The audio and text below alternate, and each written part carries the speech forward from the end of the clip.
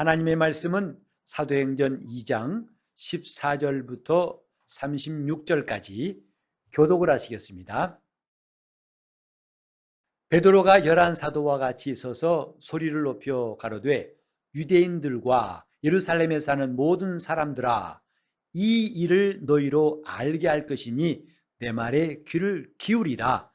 내가 제3신이 너희 생각과 같이 이 사람들이 취한 것이 아니라 이는 곧 선지자 요엘로 말씀하신 것이니 일러스되 하나님이 가라사대 말세에 내가 내 영으로 모든 육체에게 부어주리니 너희의 자녀들은 예언할 것이요 너희의 젊은이들은 환상을 보고 너희의 늙은이들은 꿈을 꾸리라.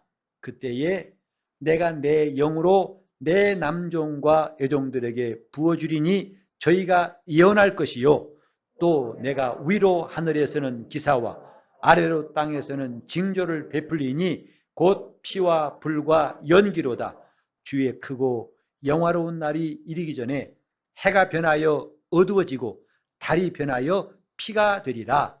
누구든지 주의 이름을 부르는 자는 구원을 얻으리라 하였느니라. 이스라엘 사람들아, 이 말을 들으라.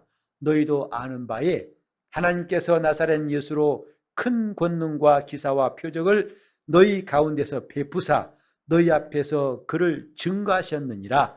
그가 하나님의 정하신 뜻과 미리 아신 대로 내어준 바 되었거늘 너희가 법 없는 자들의 손을 빌어 못 박아 죽였으나 하나님께서 사망의 고통을 풀어 살리셨으니 이는 그가 사망에게 매여 있을 수 없었음이라. 다윗이 저를 가리켜 가로되 내가 항상 내 앞에 계신 주를 배웠으며 나로 요동치 않게 하기 위하여 그가 내 우편에 계시도다.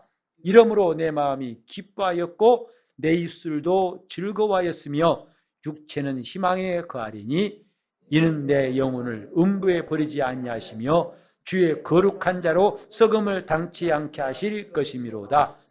주께서 생명의 길로 내게 보이셨으니 주의 앞에서 나로 기쁨이 충만하게 하시리로다 하였으니 형제들아, 내가 조상 다윗에 대하여 담대히 말할 수 있노니 다윗이 죽어 장사되어 그 묘가 오늘까지 우리 중에 있도다.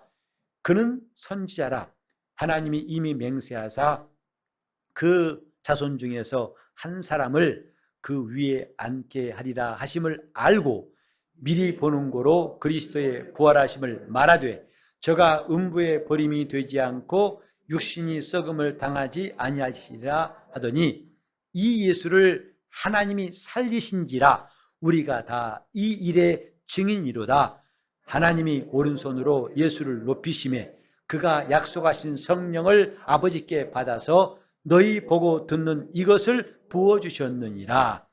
다윗은 하늘에 올라가지 못하였으나 친히 말하여 가로되 주께서 내 주에게 말씀하시기를 내가 내 원수로 내 발등상 되게 하기까지 너는 내 우편에 앉았으라 하셨도다 하였으니 그런즉 이스라엘 온 집이 정녕 알지니 너희가 십자가에 못 박은 이 예수를 하나님이 주와 그리스도가 되게 하셨느니라 하니라.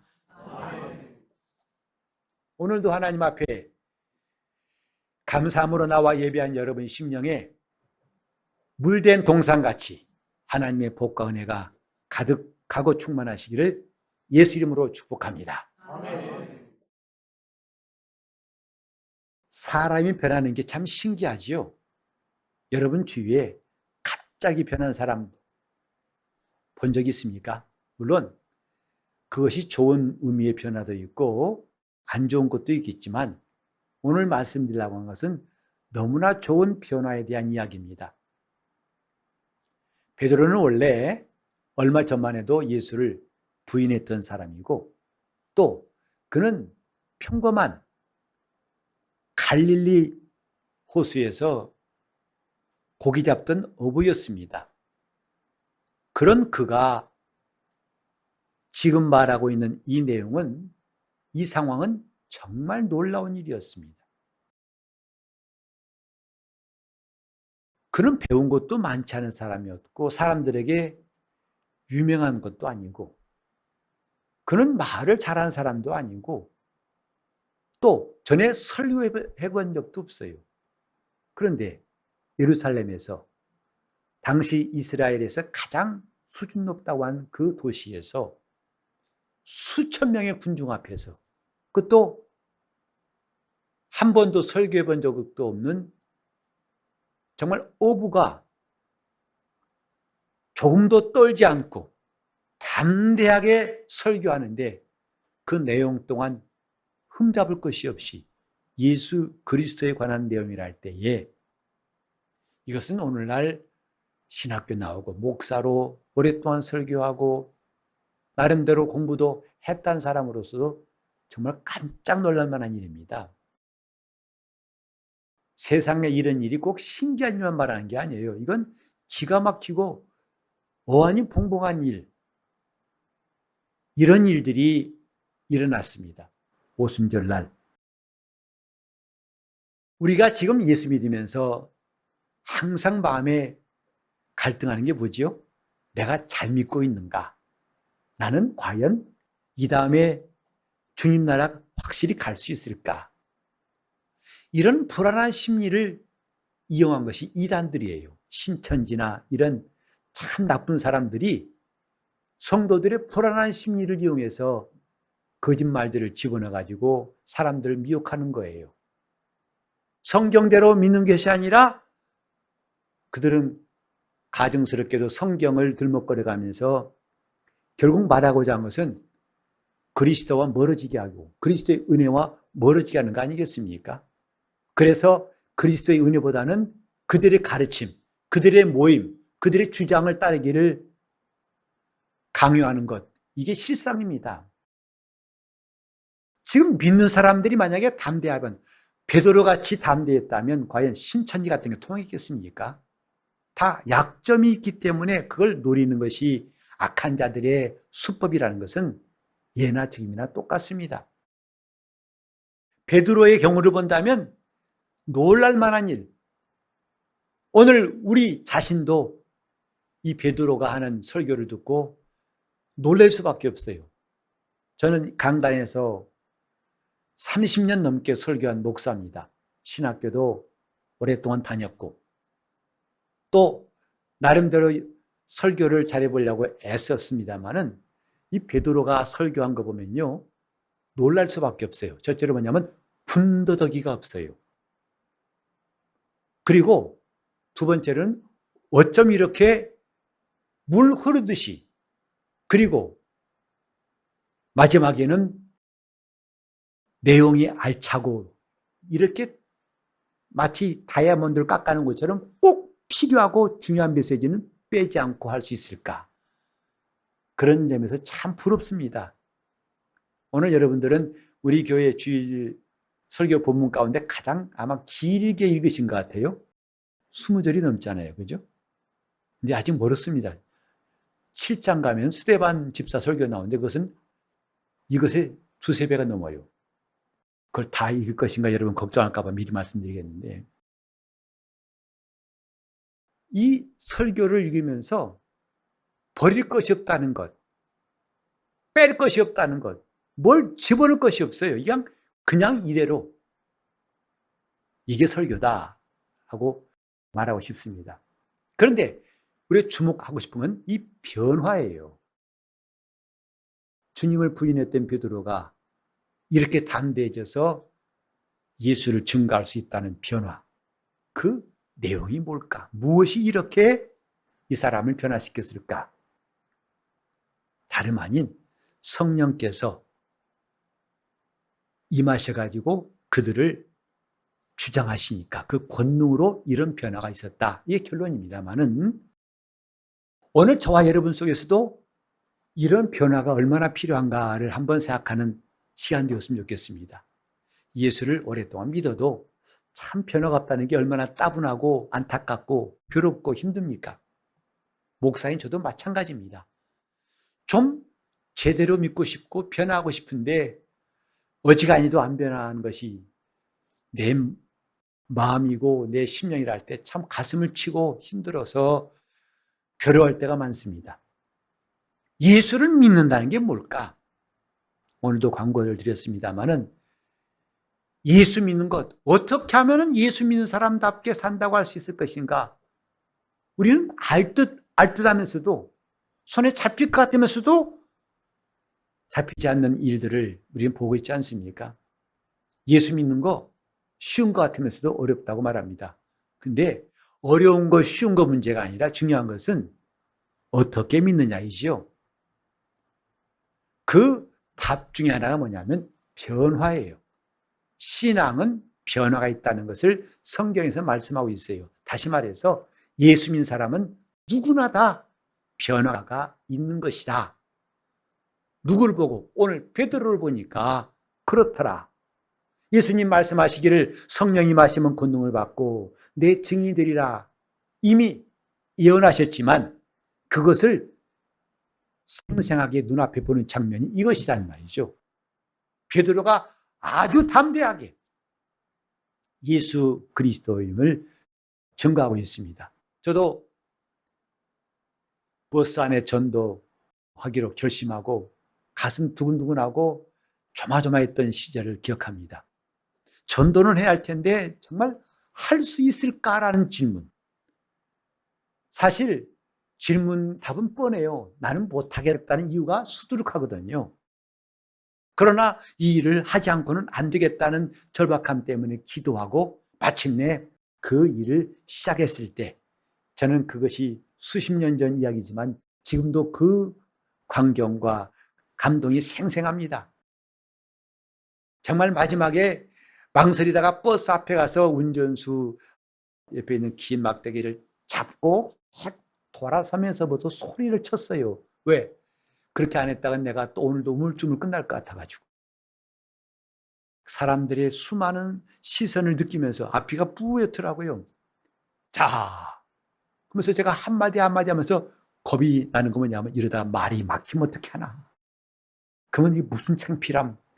참 조마조마하면서도 한마디 하는데 놀랍게 한 번도 막히지 않고 끝까지 그러므로 여러분이 예수 그리스도를 구주라고 믿으시기를 바랍니다 하고 한 사람 한 사람씩 눈을 부릅뜨고 예수 믿으라고 전도지를 나눠주면서 했던 기억이 납니다.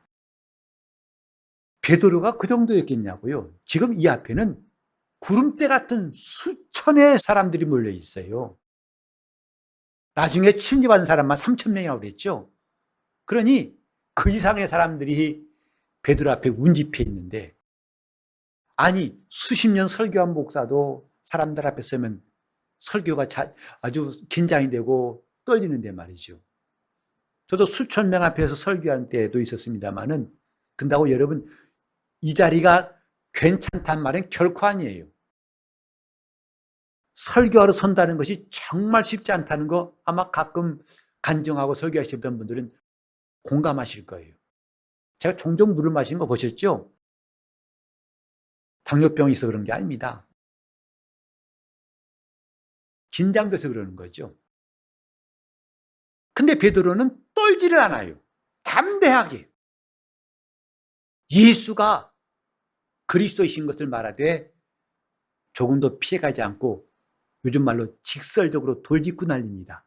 하나님이 말씀하신 대로 정하신 뜻대로 예수를 보내셔가지고 큰 권능과 기사와 이적을 보이셨지 않느냐. 그런데 너희가 법 없는 사람들의 손을 빌려가지고 그를 십자가에 못 박아 죽였느니라. 이건 두루두루 뭉술이 말한 게 아니라 그냥 바늘로 찌르듯이 너희가 예수를 십자가에 못 박았느니라.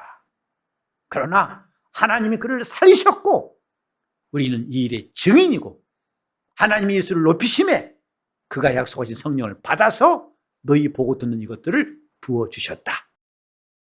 정말 버릴 곳이 없어요. 기가 막힙니다. 이런 일이 과연 가능한가? 성경은 그 전에 이런 일이 있어야 한다고 가르칩니다. 적어도 신자라면. 우리는 자기에게 물어봐도 내가 정말 믿는 사람 맞아? 긴가민가 하다면 적어도 성경이 말씀하신 신자의 모습은 아닐 거예요.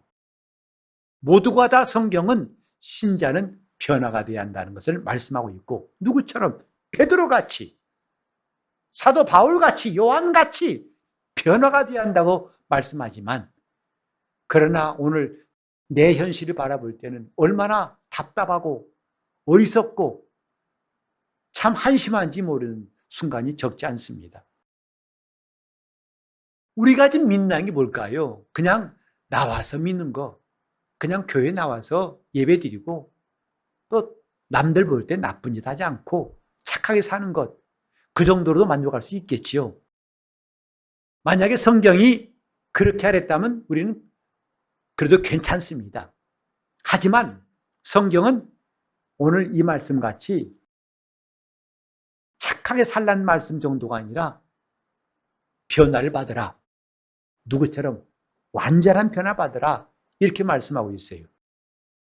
그러면서 베드로가 변화되어서 한 그 세 가지의 내용을 우리가 좀 볼까 합니다.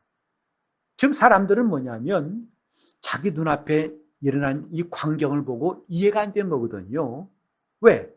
한두 사람도 아니고 약 120명이 모여가지고 마가다락방에서 무슨 일이 난지 모르겠지만 갑자기 각 나라, 각 방언으로 말하기 시작합니다.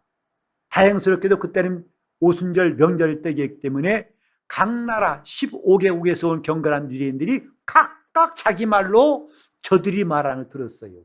이 사람들은 방언을 말했지만은 이 경건한 유대인들에게는 그들이 자기 나라 말로 말하는 것으로 들었다고 했어요.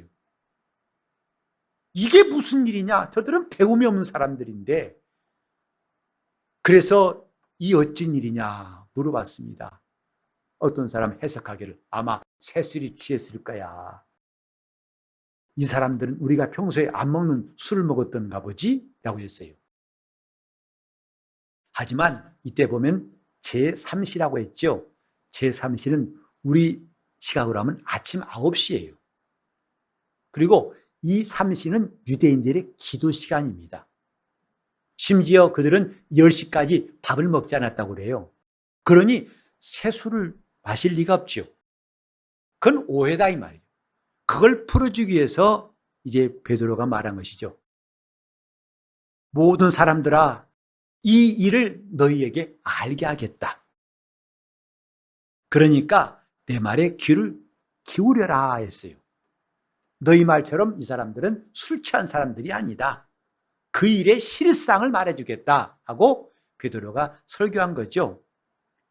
그러면서 이제 이 말씀 선지자 요엘로부터 시작해서 다윗의 그 말까지 해서 성경을 인용해 가지고 하나님이 이미 정하신 말씀대로 되어진 것이다 하는 것을 이야기합니다. 22절에 보니까 이스라엘 사람들아 이 말을 들으라. 선지자가 했던 말을 인용하면서 이젠 제대로 본론을 말하는데 이 말을 들으라 하고 말합니다. 여기에 들으라는 말이 그냥 라디오 방송 듣듯이 들으라는 뜻이 아닙니다. 헬라어 원문을 보면요, 이 들으라는 뜻은 뭐냐면 지금 그것을 행하라 이 뜻을 포함하고 있어요. 지금 그것을 행하라 이 말이에요. 즉 하나님 말씀을 듣는 바로 그 순간에 내가 취해야 할 분명한 결단을 해라 이 뜻입니다. 하나님 말씀은 결단을 요구하는 말씀이에요. 그래서 독생자를 이 땅에 보내셨을 때 이는 세상을 사랑하심이었다고 했습니다. 이는 저를 믿는 자마다 멸망치 않고 영생을 얻게 하려 하심이었다고 목적을 말씀하고 있죠. 그 다음 절에 뭐라고 있는 거 아니? 독생자를 믿는 자는 심판을 받지 않는 것이다. 하나님이 그 아들을 보내신 것은 심판하람이 아니라 그들을 구원코자 함이라. 그래서 저를 믿는 자는 심판을 받지 않는 것이고 믿지 않는 자는 독생자의 이름을 믿지 아니하므로 벌써 심판을 받은 것이니라. 그러니까 그 말씀 앞에서 믿고 안 믿고 이 결단이 돼야 한다는 거죠. 이 하나님 말씀이에요. 하나님 말씀은 우물쭈물하고 그냥 삼켜버릴 말씀이 아니라 결단을 해야 할 말씀이기 때문에 설교하는 베드로는 이 말을 들으라 한 거예요. 우리가 하나님 말씀 듣는 거 이것은 그냥 연설, 강연 듣는 것이 아닙니다. 결단을 요구하는 말씀이 하나님 말씀이다 이 말이죠. 그래서 이 말씀 앞에서 우리가 가타부타, 가하든지 부하든지 해야 할 것이다 이 말이에요. 그 명령을 순종하든지 아니면 거역하든지 해야 할 것이다 이 말이죠. 기도하든지 기도하지 않든지 믿든지 안 믿든지 가든지 말든지 하든지 말든지 결단을 요구하시는 것이 하나님 말씀이에요. 그런 의미에서 이 말을 들으라 하신 거예요. 우리가 이 베드로와 같이 또 모든 그리스도인처럼 변화를 받기 위해서 첫 번째 필요한 게 뭐냐면 하나님 말씀을 듣는 거예요. 이 말을 들으라. 성경은 로마서 10장 17절에 이런 말씀합니다. 그런즉 믿음은 들음에서 나며 들음은 그리스도의 말씀으로 말미암느니라. 하나님의 말씀을 들을 때에 믿음이 생긴다 이 말이에요. 이 역시 그냥 잠잘 때 라디오 틀어놓고 듣듯이 그렇게 들으라는 게 아니고 오늘 이 얘기 나온 것과 똑같이 이 말을 들으라. 곧 지금 그걸 행할 준비를 하고 들으라는 것입니다. 그렇게 그리스도의 말씀을 들을 때에 믿음이 난다 하고 성경에 말했어요. 요한복음 5장 24절에도 내가 진실로 진실로 너에게 이르노니 내 말을 듣고 나 보내신 이를 믿는 자는 영생을 얻었고 심판에 이르지 아니하나니 사망에서 생명으로 옮겼느니라. 하나님 말씀은 그냥 듣고 지나치는 말씀이 아니라 그 말씀을 듣고 결단하는 사람에게는 하나님이 역사하신다는 거죠. 예수님과 함께 십자가 달린 강도 기억하시죠? 그는 마지막 순간에 주 예수여 당신 나라 임하실 때에 나를 생각하소서. 그는 예수가 하신 일이 옳지 않은 일이 하나도 없음을 잘 알기 때문에 예수를 비방하던 동료를 오히려 꾸짖고서 이렇게 말했던 거죠.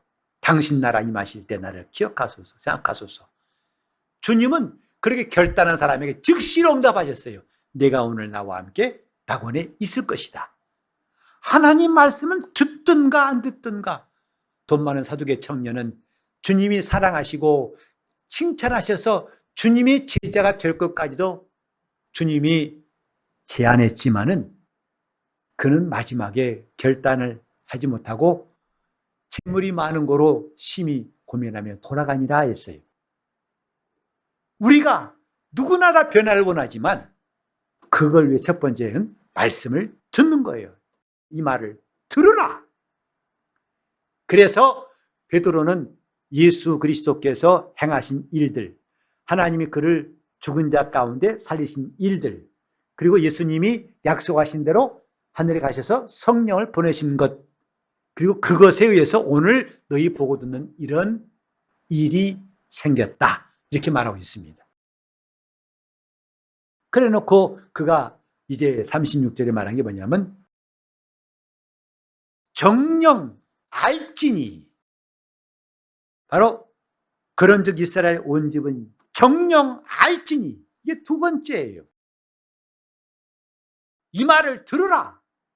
첫 번째, 변화를 위한 첫 번째 단계를 한다면 두 번째는 정령 알지니. 정령이란 말이 그리 많이 쓰이는 단어는 아니죠. 하지만 성경에는 여러 번 나옵니다. 여러분 시편 23편 끝절 기억하십니까? 진실로 선함과 인자심이 정령 나를 따르리니. 이 정령이란 말은 분명하게 확실히 이런 말입니다. 곧 확실히 알지, 확실하게 분명하게 알라 했어요. 우리가 하나님 말씀을 들었다면 그 다음에는 확실히 아는 게 중요하죠. 성경이 안다는 말은요, 그냥 지적인 결과만 말하지 않습니다. 경험에 이르는 지식을 말하는 거예요. 체험을 동반한 지식을 말하는 거예요. 하나님께서 우리가 정말 듣고 알기 원하시는 것, 그게 복음이지 않습니까? 어떤 사람은요,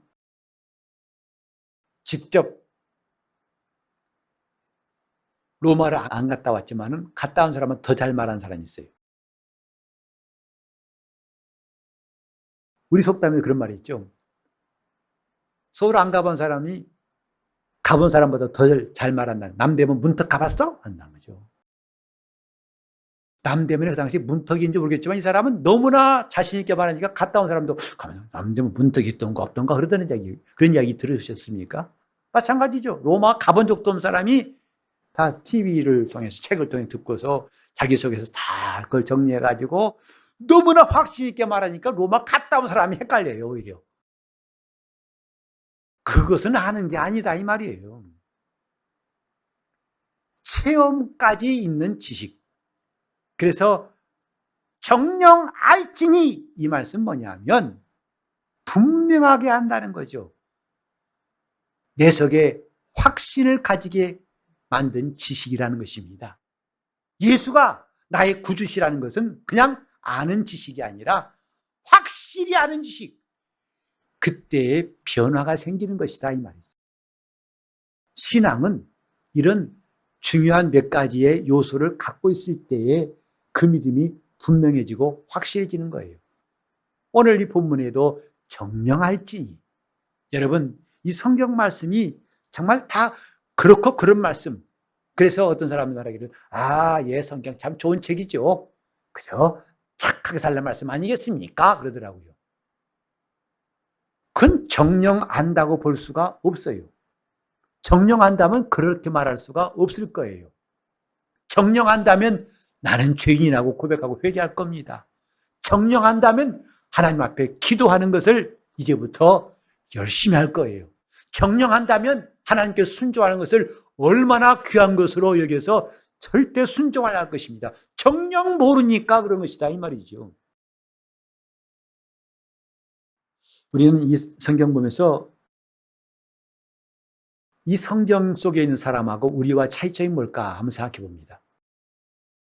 이제 이 설교를 듣고 나서 그 반응은 나중에 어마어마했습니다. 그래서 그들이 나중에 마음에 찔려서 말합니다. 우리는 어찌할꼬. 참 그 2장에 여러 가지 몇 가지 중요한 말이 있죠. 이 어찌 일이냐. 베드로는 내가 이 일을 알게 하겠다 하더니 정령할지니. 안 다음에 그들의 행동은 마음에 찔려가지고 우리가 이를 어찌할꼬. 그때 베드로가 각각 회개하여 예수 이름으로 침례받고 죄 없이 함 받으라. 그래야만 성령을 선물로 받을 것이다 라고 말해줍니다. 마치 톱니바퀴처럼 척척척척 맞아 들어가고 있어요. 정상적인 신앙은 이렇게 척척 맞는 거예요.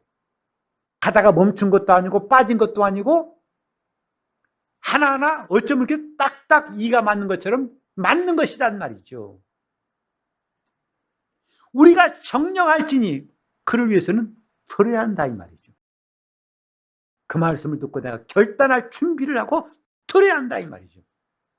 들어서 알았다면 이제는 결단하는 거죠. 정령할지니. 오늘 우리가 이 성경 속에 있는 사람과 우리와의 관계를 보니까 마치 영화와 만화 같아요. 여러분, 영화란 말을 옛날에 활동사진이라는 말 들어보셨죠? 활동사진이에요. 사진은 사진인데 움직인다고 그랬어요. 사실 그것도 맞는 말이죠. 그게 움직이지 않는 그림을 갖다가 1초에 16장 혹은 그 이상으로 빨리빨리 지나가게 하면 그게 점점점 사람이 움직이는 것처럼 보이니까 그게 영화의 원리니까. 어쨌든 간에 영화라는 것은 움직입니다. 사람이 움직여요. 만화는 안 움직이죠. 성경 속에 있는 사람들은 지금 움직여요. 그런데 오늘 많은 신앙인들은 같은 말씀을 듣고도 움직이지 않습니다. 만화와 같다 이 말이에요. 이 차이점이에요.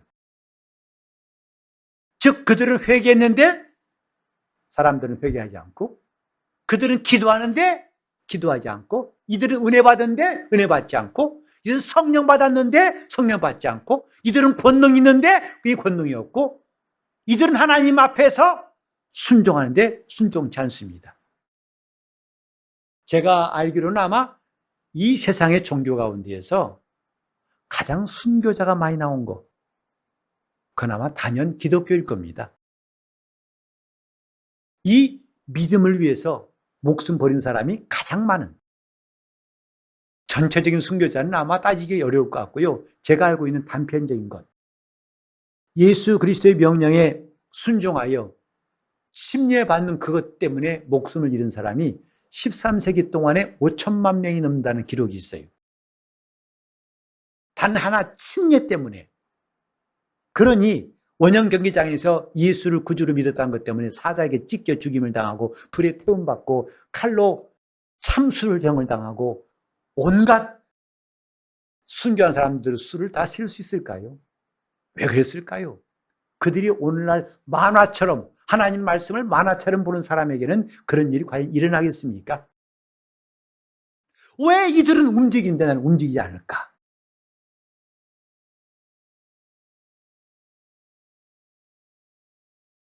저 신학교에서도 그런 말합니다. 목사는 TV 드라마 보고 눈물 흘리면 안 된다. 그게 가르침이 있었어요. 왜? 그렇게 하면 마음이 약하고 감동적이면 안 된다는, 냉철해야 한다는 거죠. 의사가 냉철함을 유지하고 환자를 대할 때 잘 치료하듯이 목사에게는 그런 것도 필요하다고 가르치는 교수님이 계셨어요. 근데 여러분, TV에서 슬픈 장면이 나오면 바로 눈물 나온 분 계세요? 저는 사실 눈물이 안 나와요. 근데 저희 집사람은 정말 자동이에요. TV에서 눈물 나왔다 보면 함께 나오고 있어요. 참 기가 막히다. 아니, 저건 드라마라고. 저건 그냥 극이야. 뭘 그렇게. 울잖아요, 그래. 우리는 성경 보고도 이들이 울 때 울지 못하고 있어요. 이들이 기뻐할 때 기쁨이 없어요. 이들이 감사할 때 감사가 없다는 게 진정 고민이 돼야 할 터인데 왜 그게 안 될까 하는 이 안타까운 마음, 가슴을 치면서 힘들어하고 있습니다. 이 변화가 없는 신앙생활이 얼마나 답답하고 절망적인가. 우리는 그런 삶의 끝은 상상마저 끔찍하지 않습니까? 정령할지니 우리는 분명히 알려고 결심해야 됩니다. 정확하게 확실히 알려고 결심해야 됩니다. 누구에 대해서? 예수 그리스도에 대해서. 그가 하신 일에 대해서, 그의 명령에 대해서, 그의 말씀에 대해서 정령하려고 하는 다짐이 필요하다 이 말이죠. 그때 하나님 앞에서 변화가 있습니다. 세 번째로 베드로는 설교를 마무리할 때 이런 결론을 짓습니다. 하나님이 예수를 주와 그리스도가 되게 하셨느니라. 주와 그리스도가 되게 하셨다. 이것이 유대인들의 구약 성도들의 이야기를 모르면 별로 느낌이 안 올 거예요. 하지만 구약 성경을 알고 그다음에 이후에 신구약 중간사를 보면요. 이 말은 보통 말이 아닙니다. 다시 말해서 이제 주와 그리스도가 되게 했다. 이것은요. 베드로가 전하는 메시지의 제목이기도 하지만은 사실은 유대인들에게서 유일한 소망이었어요. 조상 때로 수백 년 이상, 거의 1000년 이상 동안 그들에게 유일한 소망이 뭐냐면 그리스도였습니다. 메시아였습니다. 가장 관심이 있는 말. 아마 많은 사람들은 복받은 설교, 형통하고 번영한 설교하면 귀가 번쩍 뜨일 거예요. 회개하란 말보다도. 그러나 유대인들에게는 그리스도란 말이 나오면 그들은 번쩍 뛰어요. 왜? 그게 오랜 세월 동안 그들에게 소망했던 것이기 때문이죠. 그래서 그들은 최고의 능력과 영광으로 유대민족을 구원할 그리스도에 대한 소망이 늘 이 뼛속까지 있었다 이 말이죠. 그래서 마침내 그가 오시면 저 잔인하고 난폭한 로마의 압제에서 우리를 해방시킬 것이다. 그래서 그들은 정치적으로 위대한 통치자인 그리스도, 그것이 그들 속에 꽉 차 있는 메시아관이에요. 그런 메시아를 기다렸던 거죠. 근데 예수님 오셔가지고 깜짝 놀랄 만한 일, 태풍을 잠잠케 하시고 또 오병이어이적으로 5천 명을 배불리 먹이고 12바구니 남게 하시고 귀신을 쫓아내시고 어마어마한 일을 행하시니까 이야 이분이다라고 했던 거죠. 자기 마음속에 그랬던 메시아가 바로 이분이다 했던 거죠. 그런데 나약하게 로마 빌라도의 법에 묶여가지고 십자가에 죽은 예수 보니까 실망해버린 거죠. 하지만 베드로는 이게 진짜야 말한 거죠.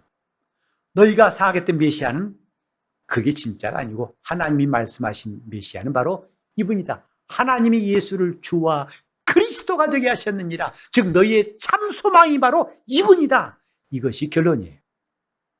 여러분, 오늘날도 마찬가지죠. 우린 지금 우리 마음속에 내가 좋아하는 하나님을 만들고 있지 않습니까? 어떤 사람 말했어요. 오늘날 사람들은 자기가 만든 하나님을 섬기고 있다고. 자기를 위하고 자기가 원하고 자기가 좋아하는 신을 별도로 만들어서 성경 가운데서 그걸 몇 개 뽑아가지고 취사 선택해서 자기 신을 만들었다. 그에게 절하고 그를 섬긴다. 그래서 자기를 더 이상 위로할 수 없는 하나님은 필요 없다 이 말이죠. 자기 사업을 붙들 수 없는 하나님은 포기하라는 거죠. 어떤 사람 그럽니다. 아니 이렇게 악이 창궐하고 코로나가 전 세계 팬데믹 현상으로 많은 사람이 죽어가는데 이거 하나 못 고치는 멈추지 못하게 한 신이 없어. 나는 하나님 안 믿어. 이러더라고요. 지금 그들은 다 이래야 하나님이고 이래야 나의 신이고 이래야 나의 구주고 자기가 만들어 온 신이 있어요. 유대인처럼. 자기들이 만든 정치적인 그리스도가 있어요. 그걸 찾고 있는 거예요. 그러니까 진짜 그리스도가 왔을지라도 그들이 몰라보고 있을 때에 아니야. 이분이야. 이분. 하나님이 이 예수를 주와 그리스도가 되게 하셨다. 오늘 우리가 변화받기 위해서 마지막 중요한 게 뭐냐면 내 속에 있는 우상을 깨뜨리는 거예요. 내 생각을 부셔버리는 겁니다. 하나님은 이래야 된다. 하나님이 이런 분이다. 내가 만든 신을 깨트려버려야 한다. 이 말이죠. 그래야 변화가 오는 거예요. 회개는 자기 방법을 버릴 때 회개가 되는 것이고 그래야 변화가 있는 거죠. 아무리 들었고 아무리 안다고 했지만 마지막에 유대인들 마냥 자기들의 정치적인 메시아만 찾고 있는 자에게는 결코 변화가 없을 것입니다. 그것까지 버릴 때에 그들은 마음에 찔려가지고 어찌할꼬 하고 베드로에게 답을 요구했던 거죠. 오늘 우리는 정령 알지니 뭘 할까요? 예수를 알아야 됩니다. 그가 하나님이 주와 그리스도 되게 하신 분임을 알아야 됩니다. 그분 말고는 다른 신이 없다고 알고 그분 말고는 다른 소망이 없다고 알고 이제 그분 말씀 앞에 결단할 준비를 한 사람들에게 성령은 역사하시고 놀라운 변화를 허락해 주시는 거예요. 변화를 원한다고 해서만 되는 것이 아니라 들으라 정령 알지니 진정한 주와 그리스도는 예수시다 라고 내 생각을 바꿀 때에 드디어 하나님 역사가 시작되는 겁니다. 오늘 우리 마음속에도 진정 더 이상 성경을 만화책 같이 아니라 활동사진처럼 움직이는 말씀을 받을 수 있도록 주여 나에게도 이런 놀라운 변화가 성령의 역사로 말미암아 이런 놀라운 변화가 시작되게 해달라고 이를 위해서 내가 정령 예수를 알게 해달라고 통성으로 기도하시겠습니다. 하나님 아버지 수십 년 믿어도 내가 과연 신자인지 아닌지 혼란스러워하는 이 답답하고 완악한 심령 주께서 불쌍히 여겨주셔서 참 신자로 거듭나게 하시고 변화되게 도와주시옵소서. 어찌하여 성경 속의 사람들은 움직이는데 나는 움직이지 않는지, 저들은 애통하는데 나는 왜 애통해야 하지 않는지, 저들은 기도하는데 나는 왜 기도하지 않는지, 저들은 왜 주님을 위해서 목숨까지 내놓고 순종하는데 나는 순종치 않는지, 이걸 보고 아무 생각 없는 사람, 그런 사람 되지 않고 마음을 찢고 마음에 찔려서 애통하는 심령 허락하여 주시옵소서.